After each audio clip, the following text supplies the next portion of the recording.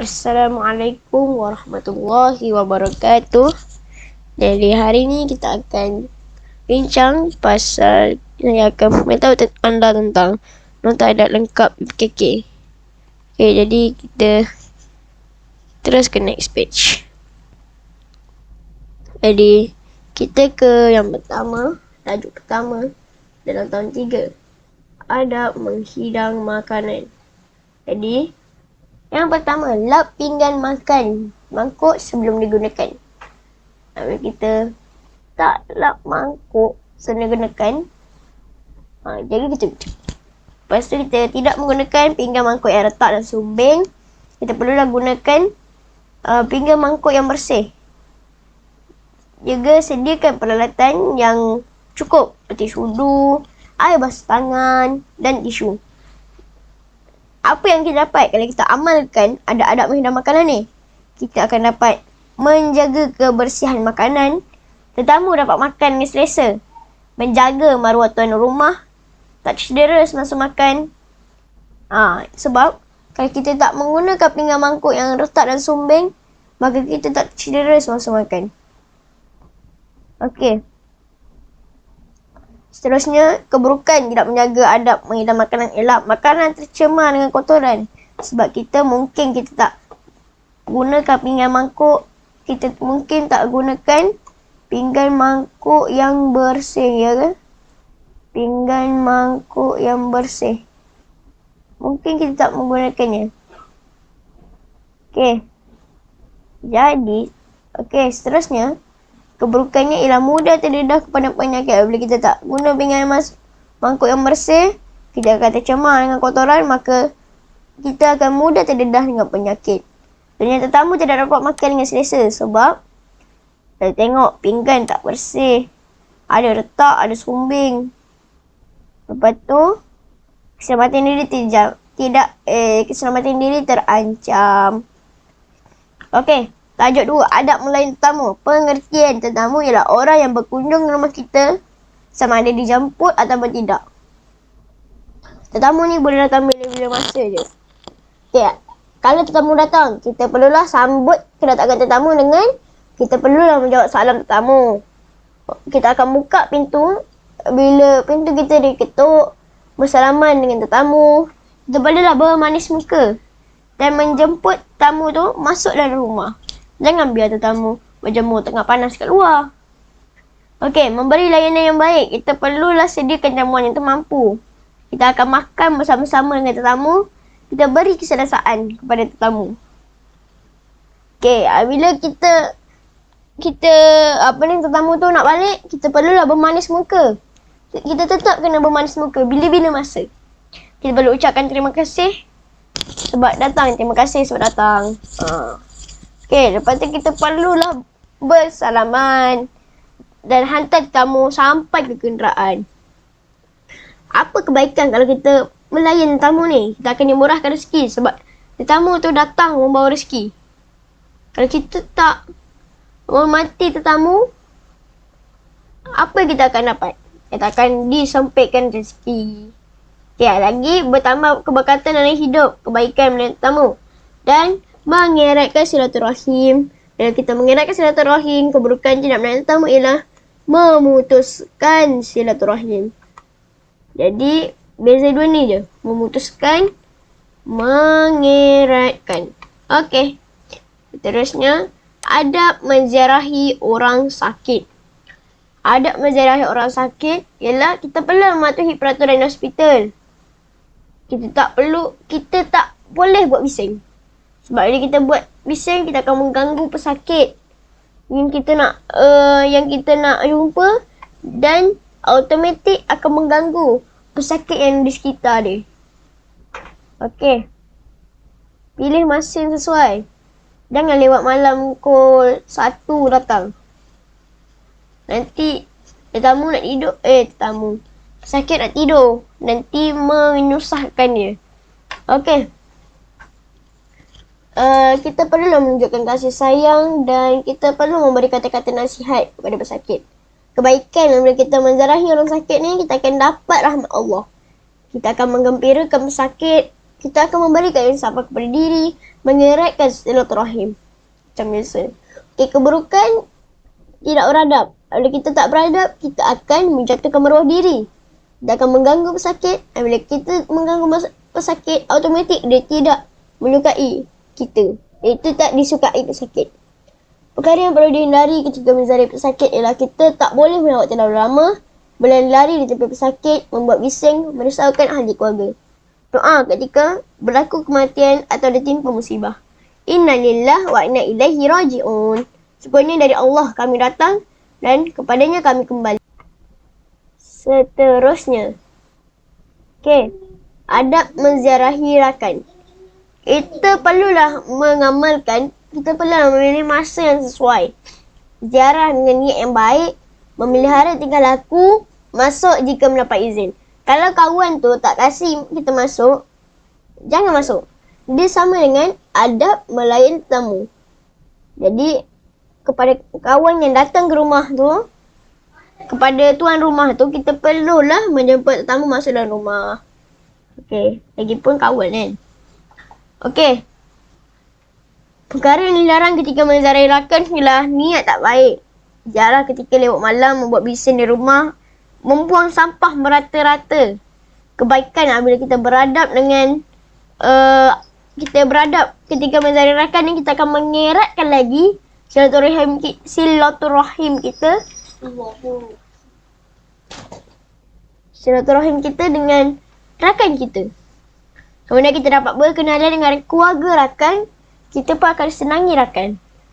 Kalau kita tak beradab dengan rakan, kita akan memutuskan silaturahim.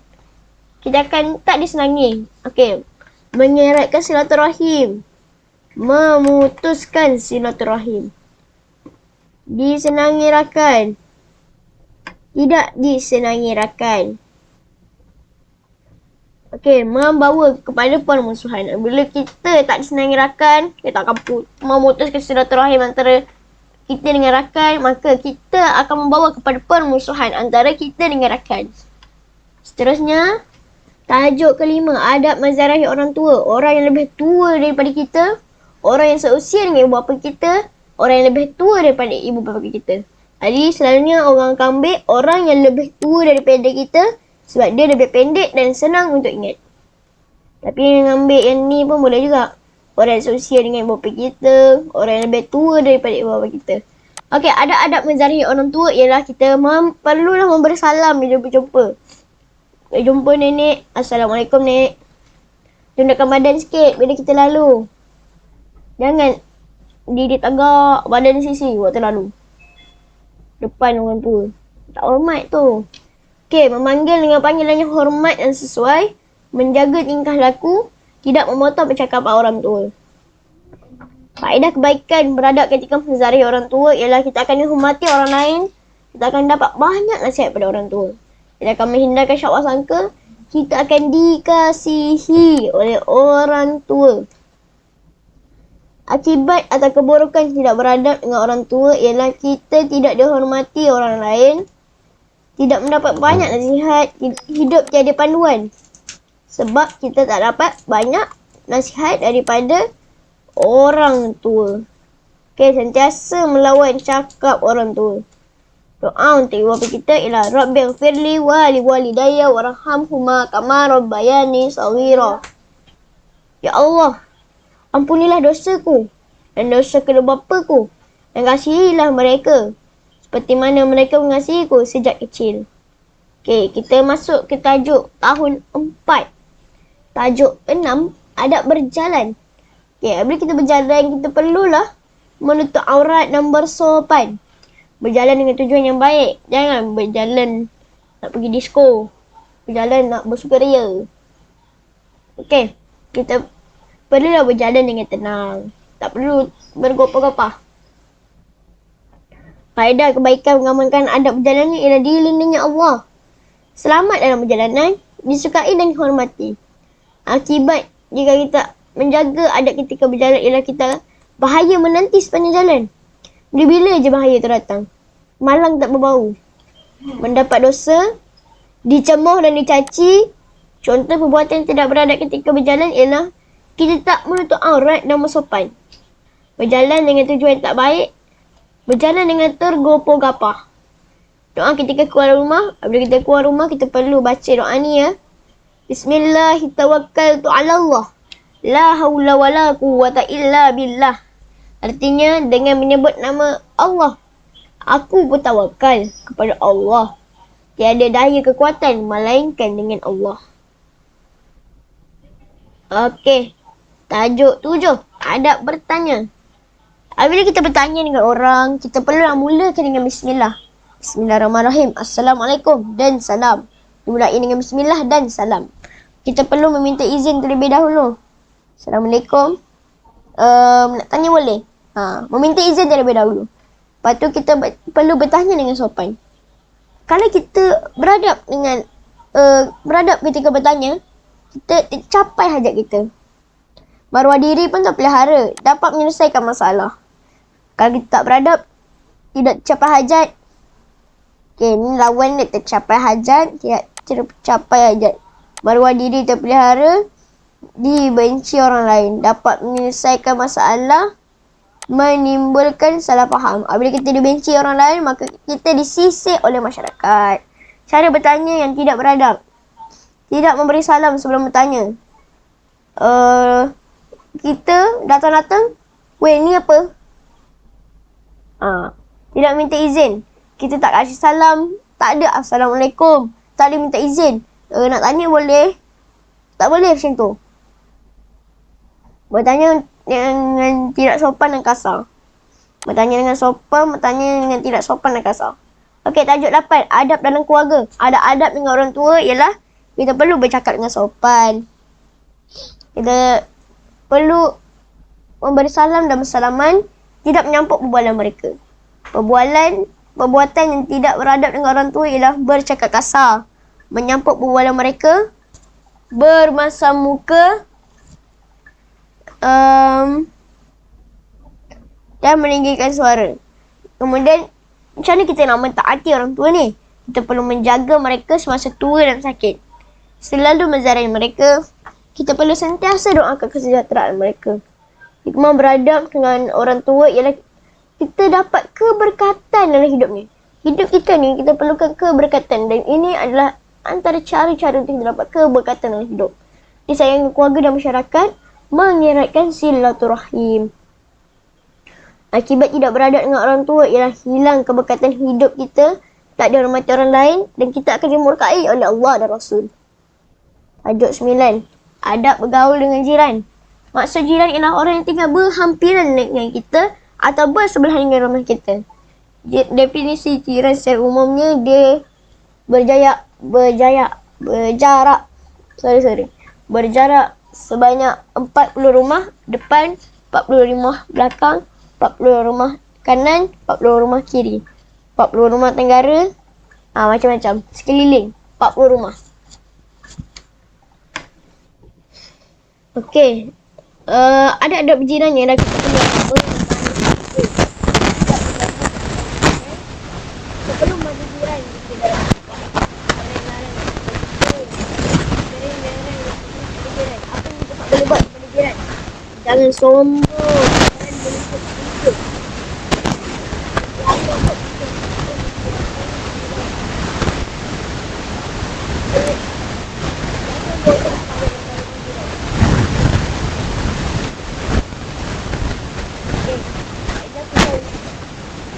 Atau baik lama tak nak berjiran ni, apa yang kita akan dapat ialah hidup aman dan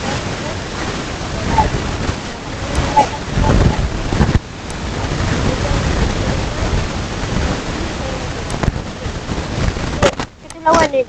Hidup aman dan tenteram, hidup tidak tenteram. Mengeratkan hubungan silaturahim, memutuskan hubungan silaturahim. Mudah mendapat pertolongan, susah mendapat pertolongan. Disayangi jiran, tidak disukai jiran. Okey. Terusnya, tajuk 10. Adab menziarahi jenazah. Orang Islam yang meninggal sama ada lelaki atau perempuan, kanak-kanak atau dewasa, Okey, seterusnya adab menziarahi jenazah. Apa itu jenazah? Orang Islam yang meninggal dunia sama ada lelaki atau perempuan, kanak-kanak atau dewasa, semuanya dipanggil jenazah. Okey, adab menziarahi jenazah ialah kita perlu berpakaian menutup aurat. Kita perlu mendoakan jenazah, menjaga tutur kata dan tingkah laku, mengucapkan takziah kepada keluarga semati. Adab menziarahi jenazah ialah kita perlu memberi salam kepada ahli kubur, memakai pakaian menutup aurat, tidak melangkah kubur, menjaga kebersihan tanah kubur. Faedah beradab semasa menziarahi jenazah atau kubur ialah yakin hidup dan mati di tangan Allah, menimbulkan rasa insaf. Kita dapat mengambil pengajaran dan kita juga akan menguatkan lagi ketakwaan kita kepada Allah. Jika kita tak beradab, nama baik kita akan tercemar, dimurkai Allah, tak dihormati orang lain, dan kita juga tidak dapat mengambil pengajaran. Apabila kita melawat kubur, kita perlu membaca Assalamualaikum ya ahli kubur. Maksudnya selamat sejahtera wahai ahli kubur. Okey. Ayat 11, adab keramaian. Ada adab dalam majlis keramaian ialah memberi salam dan berjabat tangan, memakai pakaian bersopan dan menutup aurat, berbuat perkara yang berfaedah dengan suara yang perlahan, duduk dengan tertib dan sopan, memberi tempat duduk kepada orang yang baru sampai. Adab selepas makan di majlis keramaian ialah membaca bismillah dan doa makan. Basuh tangan sebelum makan, tidak gelojoh ketika makan. Ambil makanan yang hampir terlebih dahulu. Menyuap makanan dengan sopan dan membaca bismillah sebelum minum. Tuang air minuman dengan berhati-hati. Banyaknya ada diminum, ada majlis, ada dimakan, ada minum. Okey. Tuang air minuman dengan berhati-hati, memegang gelas cawan dengan tangan kanan, minum sambil duduk. Larangan semasa keramaian ialah jangan mencela percakapan orang lain, jangan mengumpat, jangan membawang tetamu lain, jangan berbisik-bisik, jangan duduk di tengah pintu kerana mengganggu orang nak masuk. Faedah beradab ketika keramaian ialah kita akan dihormati dan dicontohi, serta kita dapat mengeratkan silaturahim, disenangi rakan orang ramai. Maruah kita pelihara. Akibat kita tak beradab dalam majlis keramaian ialah kita tidak dihormati orang lain, memutuskan silaturahim, tidak disenangi orang lain, menjatuhkan maruah diri. Tajuk 12, adab berhujah ialah ucapan yang disampaikan oleh seseorang di khalayak ramai. Adab berhujah ialah berpakaian kemas, kita perlu menutup aurat, hujah bersesuaian dengan tajuk, menyampaikan hujah secara berhemah, ucapan tidak menyentuh perkara sensitif, menggunakan bahasa yang sesuai. Ciri-ciri penghujah yang baik ialah mempunyai ilmu pengetahuan yang luas, pandai mengawal emosi, menggunakan bahasa yang jelas. Faedah beradab ketika berhujah ialah kita dapat memberikan kesan yang baik kepada pendengar, menyatu padukan umat Islam, dan kita mampu mengubah sikap pendengar. Akibat tidak beradab ketika berhujah ialah menjadi bahan sindiran dan cemoohan, menjatuhkan maruah diri, menimbulkan perselisihan faham. Tahun 5. Tajuk 13, adab ketika bekerja. Apa itu bekerja? Bekerja ialah perbuatan yang dilakukan mengikut cara-cara yang ditunjukkan oleh Rasulullah SAW. Adab bekerja ialah sentiasa menepati masa, ceria dan mesra, bersifat amanah, tekun dan ikhlas, menutup aurat dan pakaian kemas, niat mencari rezeki kerana Allah SWT. Jenis-jenis pekerjaan ialah halal. Kita perlulah ambil pekerjaan yang halal, iaitu antaranya ialah doktor, guru, polis, petani, nelayan. Kita jangan ambil pekerjaan yang haram, seperti perompak dan penjual arak.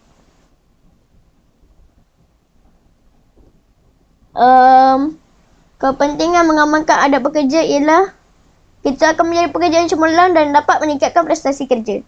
Kalau kita tak ikut, kita akan menyebabkan prestasi kerja kita merosot dan tidak disukai rakan sekerja. Faedah bila kita mengamalkan adab bekerja ialah diberkati dan rahmati Allah, prestasi kerja meningkat dan disenangi rakan sekerja, dimurahkan rezeki. Cara meningkatkan prestasi kerja ialah sentiasa rajin dan tekun, menepati masa, saling bekerjasama sama rakan, menjaga disiplin diri. Tajuk 14, adab berjual beli. Okey, ini adalah salah satu daripada pekerjaan, iaitu menjual barang. Okey, pengertian jual beli ialah suatu proses pertukaran barang mengikut nilai harga barangan oleh penjual dengan pembeli mengikut syarat tertentu disertakan akad. Saya jual, saya beli. Ada adab berjual beli. Menjual barangan yang berkualiti, tiada unsur riba, sentiasa manis muka. Ciri-ciri barangan jual beli dalam Islam, ada tanda harga, berkualiti tinggi, belum tamat tempoh, halal dan bersih.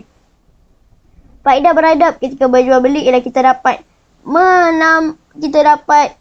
mendapat rezeki yang berkat, perniagaan bertambah maju. Akibat tidak beradab dengan jual beli ialah rezeki kita tidak berkat.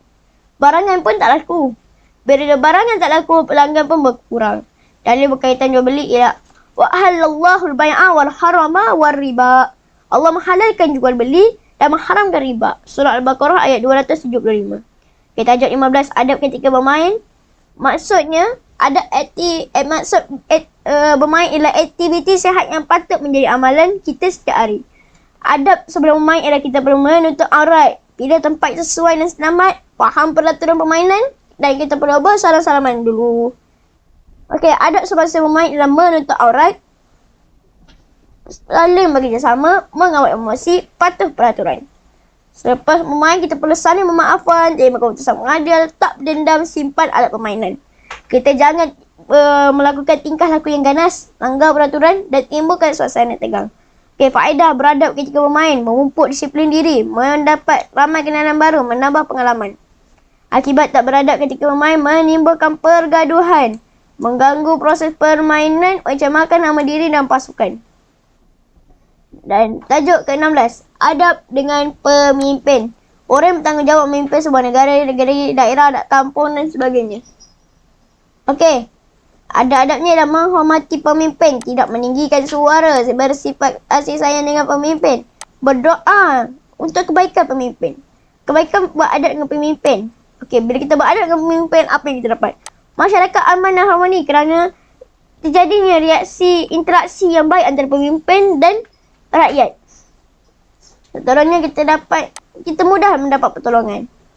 Bila kita dengan pemimpin baik, maka senanglah kita dapat pertolongan. Okey, mengeratkan silaturahim. Okey, akibat tidak beradab dengan pemimpin ialah berlaku pergaduhan, hubungan menjadi regang, masyarakat berpecah belah, negara atau organisasi menjadi kucak-kacir. Ciri-ciri pemimpin yang baik ialah patuh kepada perintah Allah, bersikap adil dan amanah, melaksanakan tanggungjawab yang diberikan dengan baik. Contoh pemimpin berbagai peringkat. Kelas, ketua kelas, keluarga, bapa, sekolah, guru besar, kampung, ketua kampung, negeri, menteri besar, negara, perdana menteri.